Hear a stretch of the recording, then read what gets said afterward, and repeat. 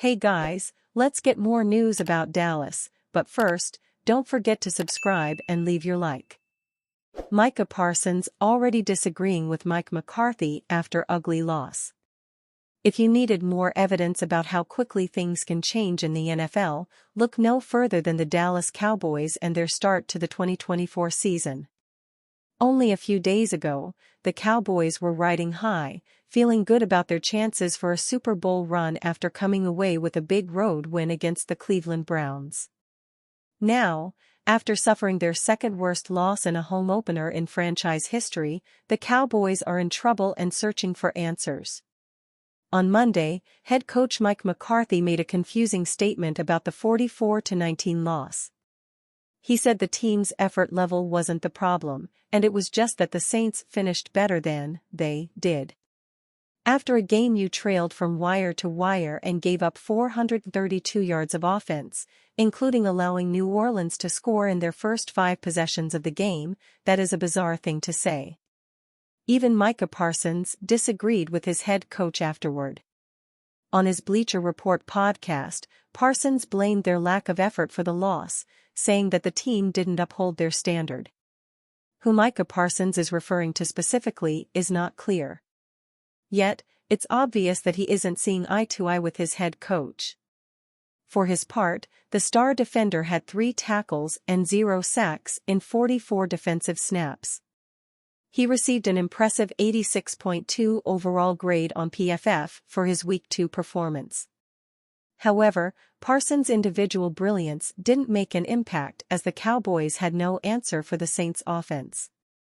Alvin Kamara finished the game with 180 total yards from scrimmage and 4 touchdowns. The Cowboys have a massive home game against the 0-2 Ravens on Sunday. Another deflating loss could bring about big changes in Dallas. Cowboys most to blame for Week 2 loss to Saints. Expectations are high this year for the Dallas Cowboys, and a Super Bowl victory parade is on everybody's mind. With the first 2 weeks of the 2024 NFL season in the books, however, it is clear that America's team has work to do. Dak Prescott needs to be better, Ezekiel Elliott and the rest of the running backs need to do more, and the entire defense has to improve. The Cowboys are still licking their wounds after a 44-19 beatdown at the hands of the New Orleans Saints. Mike McCarthy's squad will have to turn things around quickly before their entire season falls apart. Let's take a closer look at some key players and position groups that are most to blame for the Cowboys' Week 2 disaster. Dak Prescott is supposedly a franchise quarterback, yet his performance is anything but that of a franchise signal caller and leaves quite a bit to be desired. Prescott puts up decent counting stats and the occasional highlight reel play, but he seems to always come up short when his team needs him the most, and he also frequently makes head-scratching decisions and bad plays that lead to turnovers. In this game, Prescott threw 2 costly interceptions that doomed the Cowboys. His team needed him to put them on his back to carry the day, and once again Prescott faltered. In a game as lopsided as this one, his 2 interceptions likely were not the sole contributor to the team's struggles. Yet, they certainly didn't help and, if he hadn't caused these turnovers, the Cowboys would have had more momentum and opportunities to score points. He didn't give his team the opportunities, and in fact, he took chances to score away from his team while giving the Saints momentum. This is exactly what franchise quarterbacks cannot do, and yet that is what Prescott did. It would have been slightly more forgivable if he had at least recorded 3 or 4 touchdowns to offset the interceptions, but he failed to produce. Prescott can no longer hide behind the excuse of not having a capable group of pass catchers either. Superstar wideout CeeDee Lamb is one of the best receivers in all of football, and might actually be the best. Lamb is a superstar who can get open against any coverage and give his quarterback a target to throw to. He has an incredible catch radius and is the ultimate bailout weapon. This makes him a quarterback's best friend, and Lamb was seemingly the only player on the Cowboys who didn't struggle heavily in Week 2. Yet, Lamb's presence makes Prescott's struggles even more glaring. There's simply no excuse for the kind of performance that Prescott put on film this past weekend. He'll have to watch the tape and find ways to elevate his game. The unfortunate reality is that Dak Prescott does not appear to be a legitimate franchise quarterback, and the Dallas Cowboys will struggle until they find a difference maker at the position, whether that is Prescott unlocking a new level of play and consistency, or if a change is made. An even bigger culprit than Prescott was the Cowboys' running game or lack thereof. The Cowboys got next to nothing from Ezekiel Elliott or Rico Dowdle, and that is unacceptable.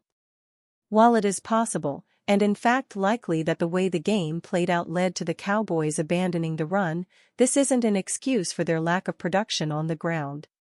The simple fact is that if the Cowboys had produced in the running game earlier, it's unlikely that the game would have gotten so out of control. If the game had been closer, the team wouldn't have needed to abandon the ground attack. Either way you break it down, the running backs are responsible for their own lack of production. Jake Ferguson injury update: Stephen Jones reveals expected status for Cowboys TE in Week 3. Dallas Cowboys tight end Jake Ferguson didn't play in the team's 44-19 loss to the New Orleans Saints on Sunday due to an MCL sprain he suffered in Week 1. On Monday, Cowboys executive vice president Stephen Jones stated Ferguson was real close to playing yesterday and is expected to play in Week 3, per John Machota on The Athletic. Ferguson's absence was painfully obvious against the Saints. In the loss, quarterback Dak Prescott only threw one touchdown while tossing 2 interceptions. For reference, Ferguson was Prescott's second most targeted receiver last season, only trailing CeeDee Lamb. Ferguson, 25, left the Cowboys' 33-17 win over the Cleveland Browns with 6:23 remaining in the third quarter. He did not return and finished the game with 3 receptions for 15 yards. Ferguson was a non-participant in practice this past week. "Yeah, I think my only thought was ACL, and if my ACL's good, I'm fine," Ferguson said. "There's some stuff you can play through. And I'm one of those guys who if I can play through it, I'm going to go. But at the same time, if I can't give this team my best and I can't live up to the standard, and play at that standard that we hold, then there's no point in me hurting the team. If I go out there and I'm working with the trainers on stuff and it doesn't feel right or I can't do one thing or the other that is going to lead to me not being able to do my job, then it's going to probably be a no-go. But if it's all good and I'm feeling great, then I'm not going to be the one who pulls back."